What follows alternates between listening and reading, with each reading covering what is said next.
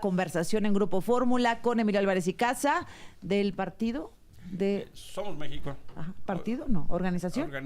Organización todavía no es partido. Somos México. Rubén Moreira, coordinador del PRI en la Cámara de Diputados. Buenos días. Hola, buenos días, Rubén. Y Israel Zamora, ex senador de Morena. ¿Cómo estás? Muy bien, buenos días a todos. Sí, buenos días, por cierto, ¿no? Sí, no dije buenos días. ¿Sí, no? Sí. ¿Dijiste buenos días? De Bueno. todas maneras, más vale la buena voluntad siempre por delante. Oye, bueno, pues ahí está de nuevo Donald Trump. Qué manera de este tipo de mantenernos, ¿sabes? Al borde de la crisis de nervios. O sea, es un engaño, es una traición a la presidenta.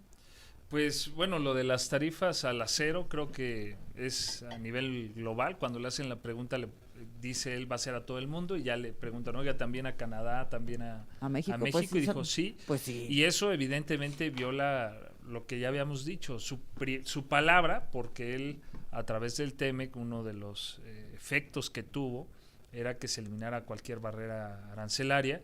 Y evidentemente, pues esto es la estrategia que hemos visto, una estrategia de presión para negociar muy fuerte, muy agresiva. Vimos también su posición con lo de Gaza y es esta situación, lo del Golfo de México también. Entonces es algo que vamos a estar lidiando con eso los próximos 4 años, pero creo que el gobierno de México debe de esperar a que se formalice esto y por supuesto tomar medidas. Emilio, pues... Fíjate que pues es más o menos una crónica de una situación anunciada. En los términos de negociación es que México ganó el derecho a ser evaluado cada mes, ¿no? Y sí, que eso lo que va a pasar es que nos diga, como dijo ayer, dijo 2 cosas que hay que subrayar al estilo del personaje. Me refiero a Donald Trump. Primero es los aranceles para todos, incluidos México y Canadá. En el caso mexicano es un tema importante, la exportación del acero es muy significativa en el caso mexicano. Somos el tercer país y eso de suyo genera un impacto.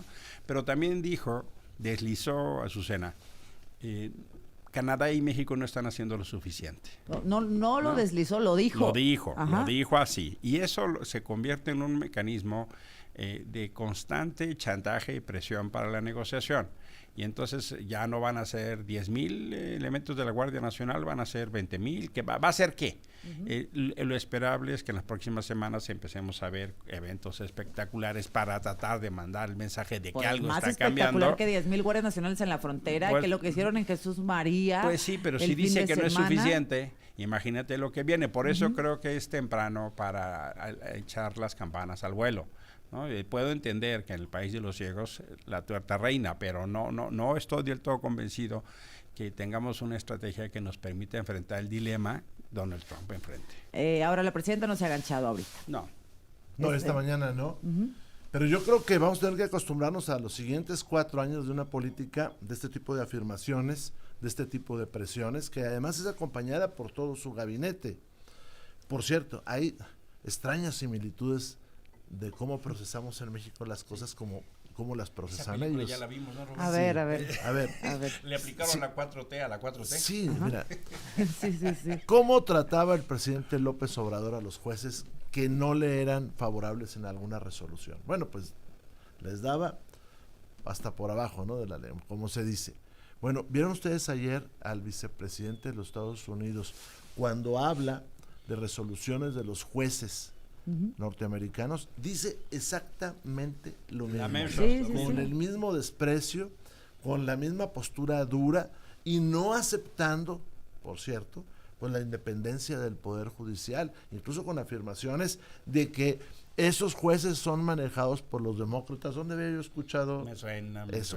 Ahora, para cerrar, déjame te digo que ayer desde muy temprano, analistas como el señor Robin Brooks señaló que el gobierno estaba planteando este tipo de acciones de los aranceles, ya desde muy temprano, antes de que lo dijera el señor Trump en el avión. ¿Y cuál es el país que más diferencias tiene? Parece que somos nosotros, Nosotros tenemos más aranceles sobre los americanos que ellos sobre nosotros. Pues habrá que responder de alguna forma, pero a mí también me suena mucho el manual Trump-López Obrador. Bueno, hay que ver que lo que dice o las políticas que está implementando Trump no son nuevas. Tiene un asesor comercial que se llama Peter Navarro, y Peter Navarro tiene libros desde el 2012, 2011, en donde hablaba de la guerra contra China y decía que una de las medidas que debía tomar Estados Unidos era el proteccionismo y además la aplicación de tarifas. Y es la persona que está en el oído de Trump dándole este tipo de consejos, y creo que eso no debe de sorprender a nadie. Ahora, lo que sí coincide, yo más bien, es en lo que decía el presidente Andrés Manuel de esta agencia USAID, ¿no? Y USAID, que efectivamente era una herramienta de poder blando utilizada por Estados Unidos para influenciar en gobiernos. Veíamos a Mike Pence en una entrevista que tuvo con Tucker